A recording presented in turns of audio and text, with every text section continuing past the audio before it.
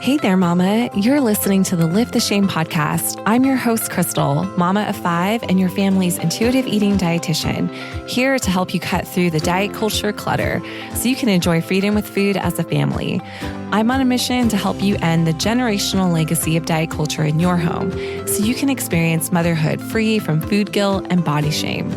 Listen in weekly for guidance on how you can ditch diet culture, heal your relationship with food and your body, and confidently raise intuitive eaters. Let's dive in and lift the shame together. Hey Mama, welcome back to the show. I'm so glad that you're here, and we are embarking on a new little mini series here on the show. And that is because Halloween is on the horizon, which means a higher influx of sweets and treats and all the things. And I know for many parents, this can bring up a lot of angst and stress.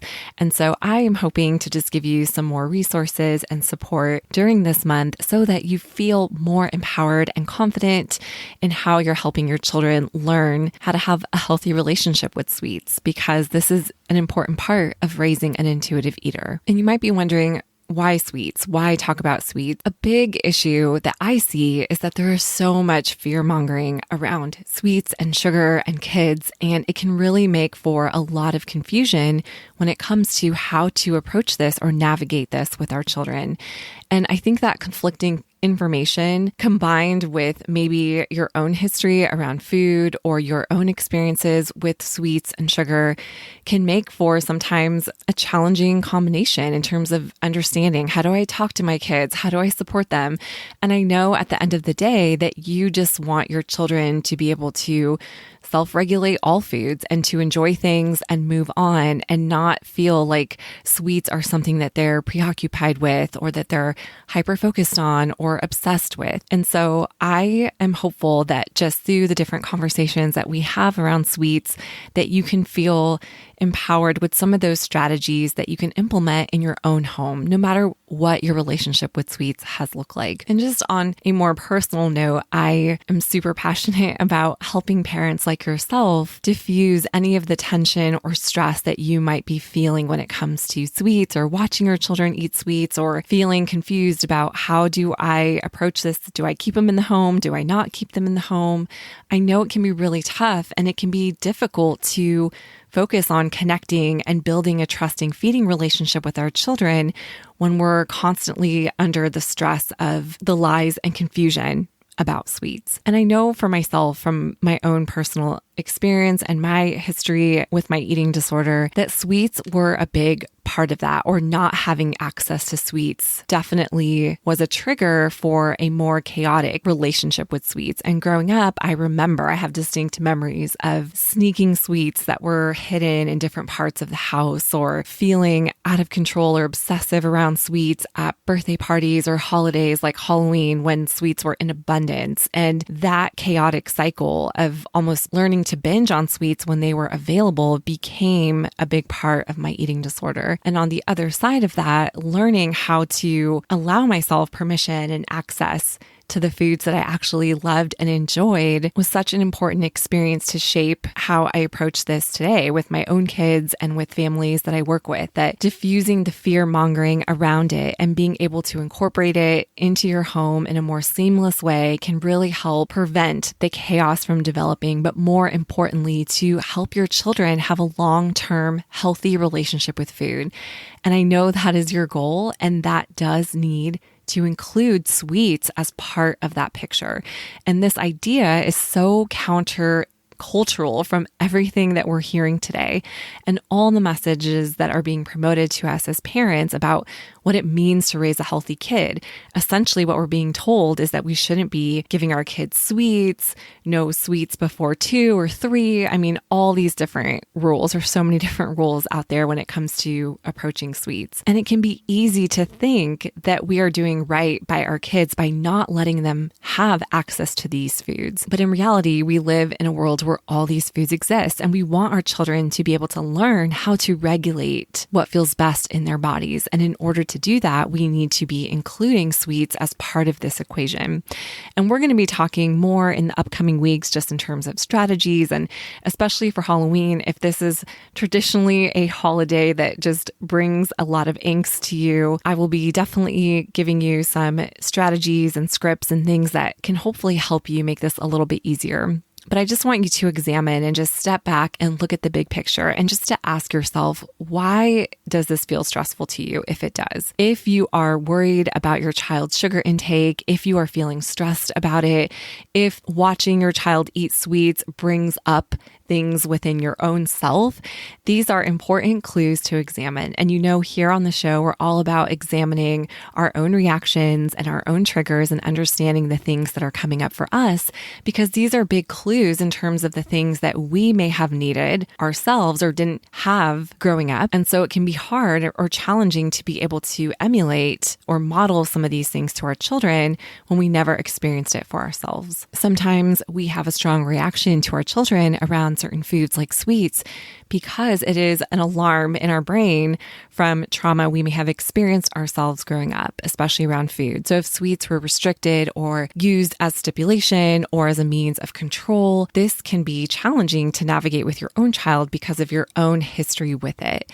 And certainly there is just the backdrop of misinformation that can be very anxiety provoking and overwhelming. Like, we are saturated with so much misinformation when it comes to approaching sweets and sugar with our kids. And I'm hoping that today we can clear up some of that, just to help clear up that clutter for you so that you can focus on these candy-centered holidays as something that is a means of connecting with your child and making meaningful memories, not something that is hindered by stress or power struggles or these types of things that can make it harder for your child to build a positive relationship with food. So today I wanted to start just by talking about some of the common myths that I hear frequently being circulated about kids and sugar. And as I was just preparing for today's show, I had such a long list of myths. I mean, there's so much misinformation out there. It was really hard to narrow it down for today's episode. So if there are certain things that you hear and you're wondering like, hey, is this true? Or are there some facts behind this that can help clear this up for me? Or is there some science-based evidence that can help me feel a little more confident in how we're approaching this?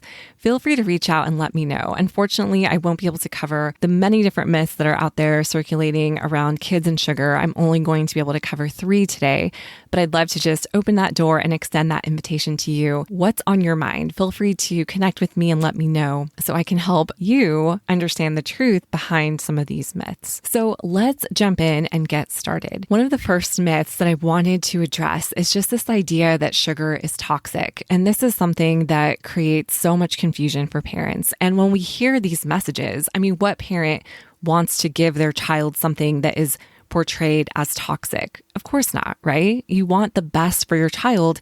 You have your child's best interest in mind.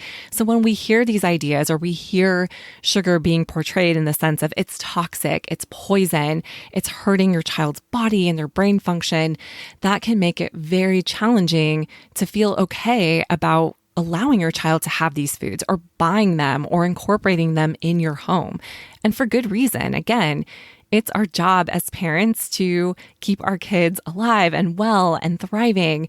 And we would never want to present something to our children that we're hearing portrayed as poison to their bodies. So this is the first one that I wanted to start with because I think it can be such a root of so much fear mongering. And when we are approaching how we feed our children from a place of fear or anxiety, we have to understand that that is having an impact on how they feel about food and how they feel about their own bodies.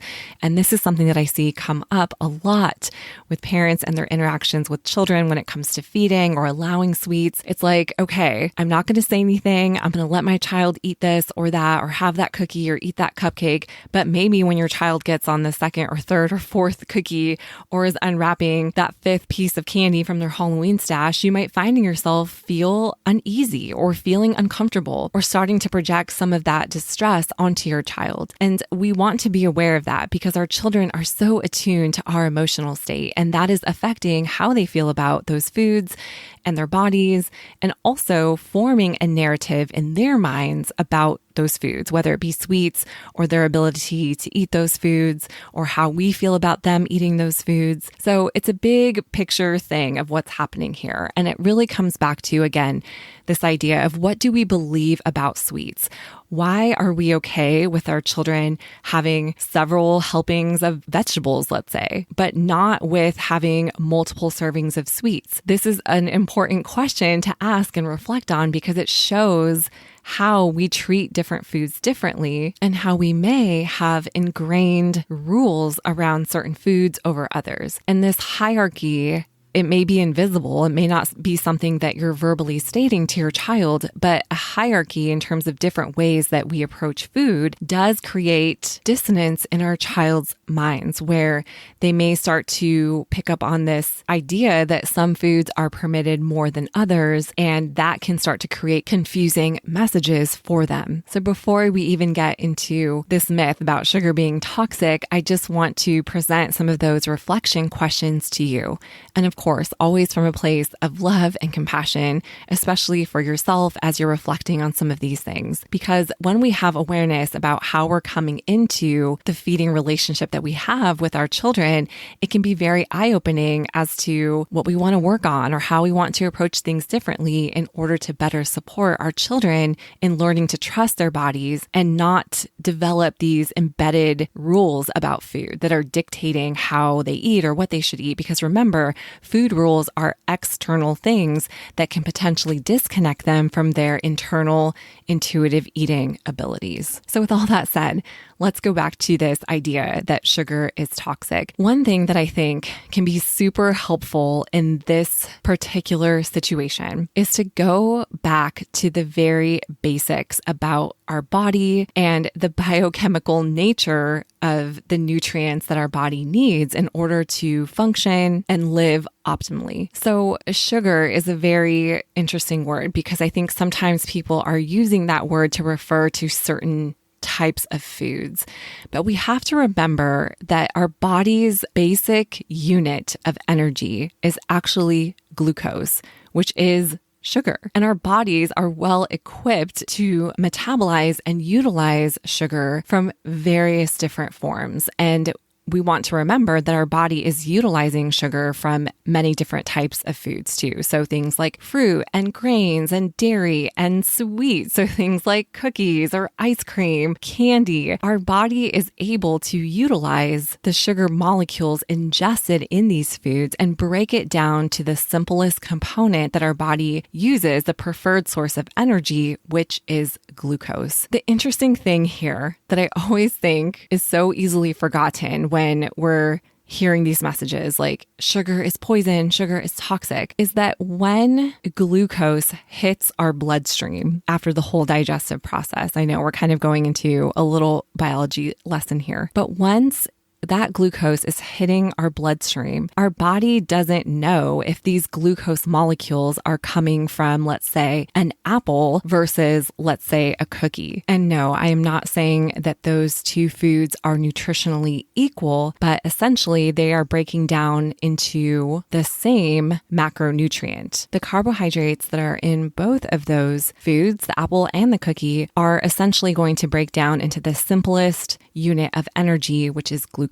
And once it goes through the digestive process, it's going to be carried through the bloodstream and delivered to the various parts of our body so that we can function. This is important to remember because there are not superior forms of glucose. Because again, once the glucose is hitting our bloodstream, it's all the same wherever it came from. And again, it's not to say that an apple is nutritionally equal to a cookie. There's going to be different things in both of those foods. However, our body is fully capable of utilizing the nutrients from both of those foods, including the carbohydrates that break down into glucose, which is essentially sugar.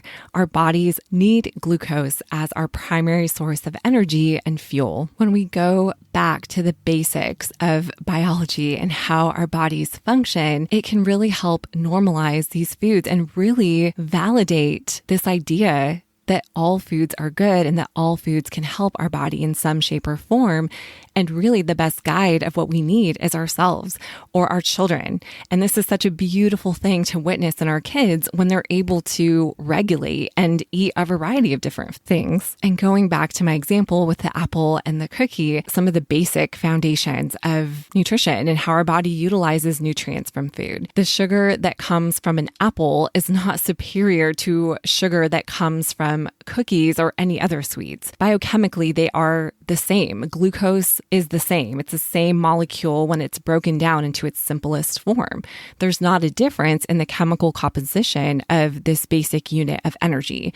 No matter where it comes from, your body is capable of breaking it down. Your children's bodies are capable of breaking them down and using the different nutrients that it needs from the foods that you provide. The danger is when we start to categorize food and create polarizing ideas about food, where we elevate some foods over others, and this now will create emotional imbalance for a child in particular, where if we elevate sweets on a pedestal by limiting them or only offering them at certain times or under certain stipulations, that is going to make it harder for them to listen to their bodies and eat in a manner that feels conducive to what their bodies need, especially if they feel deprived or restricted in any way with sweets. And that is where it makes it harder for a child to learn how to eat these things intuitively. Whereas if we create an emotionally equal playing field for all foods and just present them as emotionally equal, we're not giving power to one over the other, it creates an environment that better supports our children's ability to self-regulate what they need. And sometimes that looks like more carbs or sweets or fruit, whatever it might be. And we will see variances of that over time. And that is normal. And again, I just want to stress here that I'm not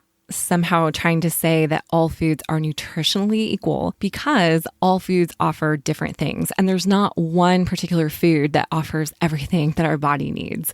We get what we need through many different foods. What I think is important to understand here is that our bodies are capable of utilizing sugar. Not only are they capable, but we need sugar. It's a basic unit of energy that our body needs to function. And our body gets sugar from many different foods. And the key thing here to remember is that there's not superior forms of glucose. So whether your child has an apple or a cookie, your child is fully capable of utilizing the nutrients that come from both of those foods. Those are just the ones I used for sake of an example, but I hope you understand what I mean here. Another thing that can be helpful to remember is just what is a baby's first food. It's milk, whether breast milk or formula. The primary nutrient is carbohydrates, which breaks down into glucose. And that is what our babies primarily need to grow and thrive and function. And they're not incapable of utilizing those nutrients. And if you think about it too, breast milk and formula are naturally sweeter because we have that predisposition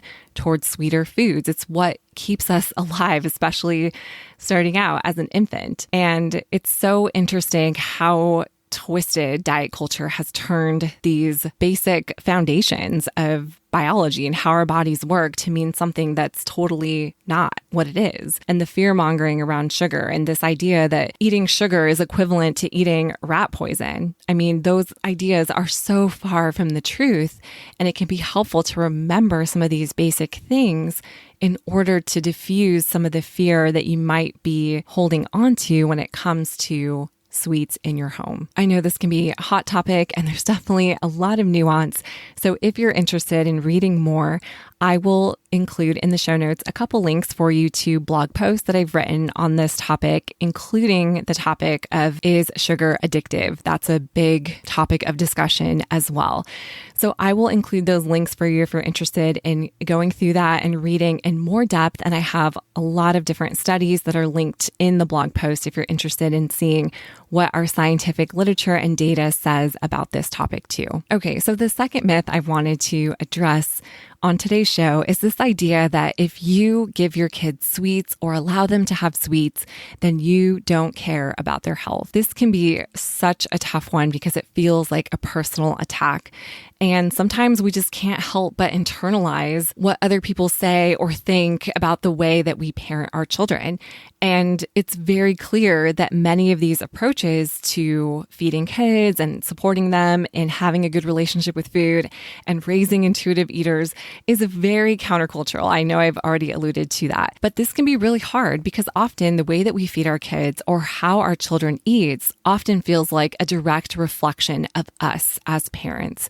And I know this to be true because I've often heard it from so many moms that I've worked with or parents that I've worked with who tell me, I just feel like such a failure because all my kid wants to eat are sweets, or they're only eating the cookie from their dinner and nothing else. And I feel like a horrible parent. I feel like I'm doing wrong by my child. And these beliefs and this narrative often stem from this myth that allowing our children to have sweets is wrong and that we don't care about our children and we don't care about their health.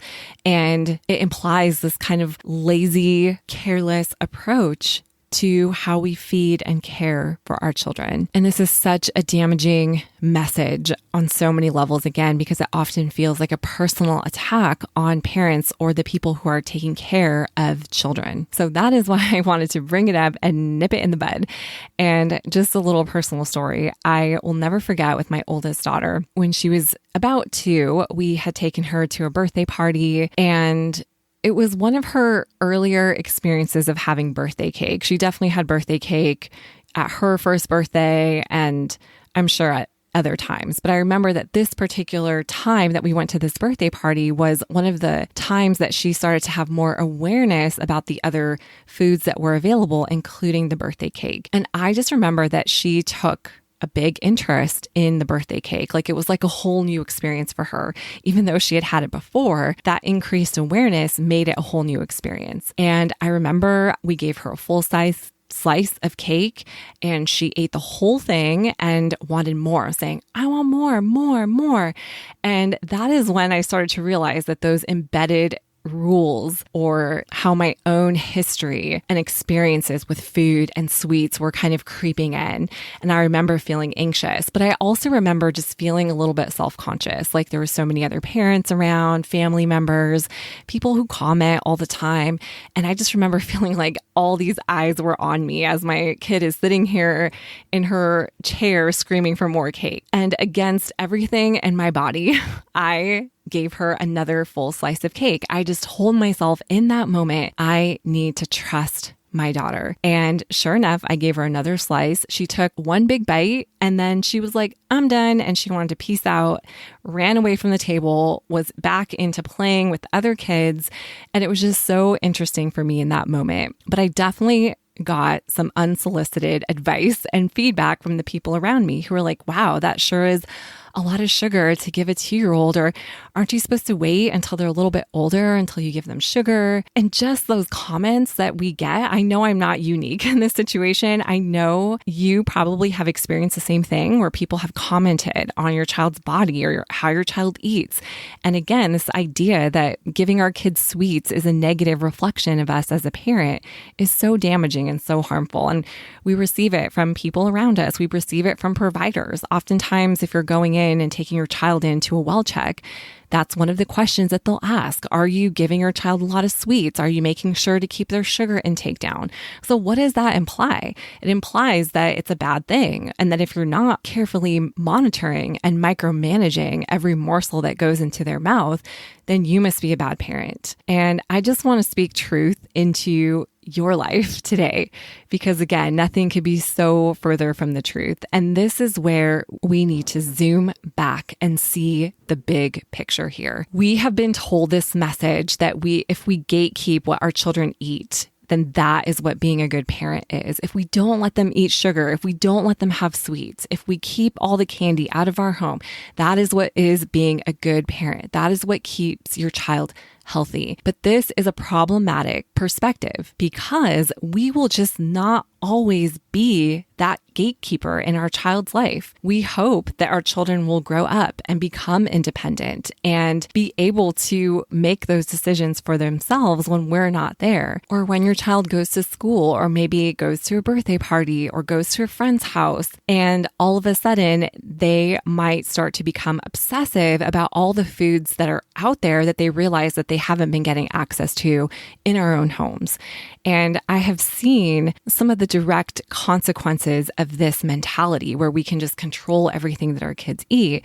Oftentimes that is a trigger for preoccupation with sweets and obsessiveness with sweets. And it can create much more damaging issues down the road than literally anything our kids can eat. And that is what I think is important to remember, that sweets and access to sweets are part of our children building a healthy relationship with food and being healthy overall. Sweets need to be part of the equation. They need to be able to have experiences and opportunities to learn how to self-regulate, and you being intentional about incorporating that makes you an amazing parent. You are a wonderful parent because you care so much. You care about the longevity of your child's health, their mental well-being, and their overall relationship with food. And I'm telling you that having a child who's obsessive about sweets or who's so preoccupied with having sweets that they literally cannot focus on anything else is not a sign of health or wellness. The other thing here to understand, and we see this supported by literature, is that children are in better health when they have regular and consistent access to sweets versus intermittent access. So intermittent means just every once in a while. And the reason for that is because when a child has consistent access to sweets, they're better able to self-regulate, they're less likely to binge, they're less likely to overeat. Versus a child who only has intermittent access, it's hard for them to trust that sweets are a regular part of their lives. And that creates that feast or famine type of mentality where they feel like I have to eat sweets and as much of it as I can whenever the opportunity strikes because I don't know when I'm going to have it again. So that's something to consider too, that a child's intake of sugar over their lifetime is actually going to be probably less when they have that regular access to it versus the intermittent or every once in a while or only on certain days or once a week or whatever that might look like. So that's something that we want to consider too when we're thinking about the big picture of our child's health. But I don't want you for 1 second to feel like a bad parent or like a failure because you have sweets in your home or you have processed foods or you're sending cookies in your child's lunch. This is part of helping them have a positive relationship with food and being able to listen to and trust their bodies and not allowing sweets to have power over them. And that is an incredible thing. And I just want to encourage you to continue on because it ultimately will be helpful in creating those long-term healthy outcomes for them, physically, mentally, and emotionally. Okay, I am going to run through our last myth here as concisely as I can because there's so much to say about all of these. But the last myth I wanted to address for today's show is this idea that allowing our kids to eat sweets is what causes disease or makes them more susceptible to disease, particularly things like diabetes. And this is a thing that is commonly circulated where if your child eats too much sugar, they may become diabetic. The danger about this is that it makes food the sole culprit of disease, which we know is not the case. There are so many multitude of factors that influence disease states, and food is a very, very small part of that. One of the most influencing determinants of disease is actually genetics and stress.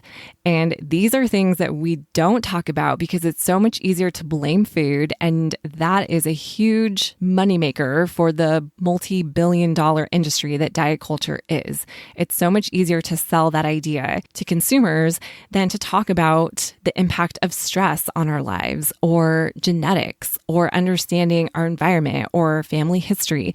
These are all things that have the majority of influence in our lives, especially when it comes to risk of disease. So yeah, this is a really interesting topic to explore and talk about because sugar is often blamed as the culprit of most diseases and ailments today, which of course makes it out to be like poison in the body, right? Go back to myth number one.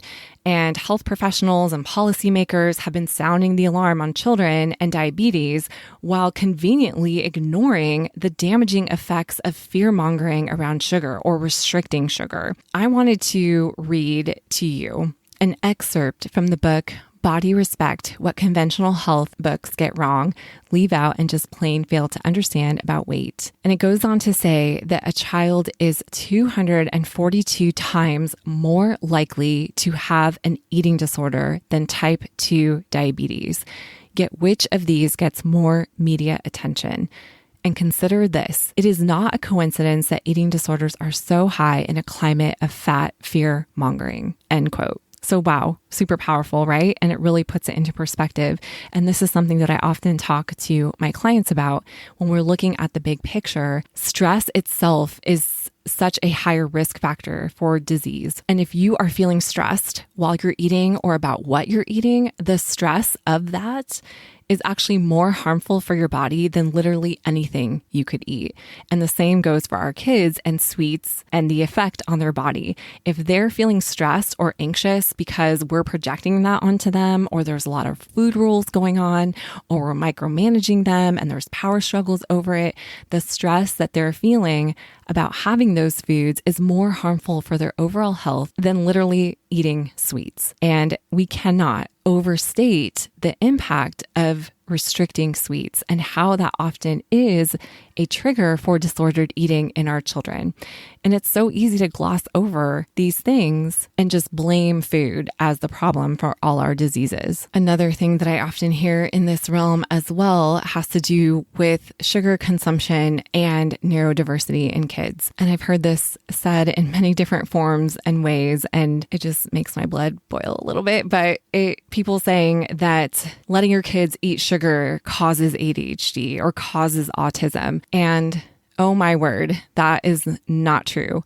We have to remember that neurodivergence, like ADHD or autism, is a neurodevelopmental condition, often present from birth. And so blaming food or what we're feeding our kids or what our kids are eating as the culprit for how their brain functions is wrong and creates stigma around neurodivergent families and their children. And we don't want to perpetuate that. That just creates more fear mongering around food and more stress, which is, again, the biggest culprit for disease states in our present day. Always a lot more to say, right? And again, these are very nuanced topics, so I will make sure to include the links to some blog posts for you if you're interested in taking a deeper dive, as well as seeing what some of the scientific literature today has to say about some of these topics as well. So that will be linked for you. If you have any questions, I would love to answer those for you. Or if you would like me to address any of these in more detail, or if you have a sugar related topic request that you would like me to cover on the podcast, I would love to hear from you. So please don't hesitate to reach out, connect with me through email, hello@crystalcargis.com. That will be in the show notes for you as well. Thank you so much for hanging out with me and listening to this and tuning into this conversation. I know it can be heated and a controversial topic to address, but I'm grateful that you're willing to dive into these with me. And we're all about lifting the shame here so that you can enjoy more freedom with food as a family. So thank you. And I can't wait to see you next week as we continue this mini sugar series. Thank you for listening to this week's episode of the Lift the Shame podcast. For more tips and guidance on your motherhood journey, come connect with me on Instagram @crystalcargis. Until next week, Mama, I'll be cheering you on. Bye for now.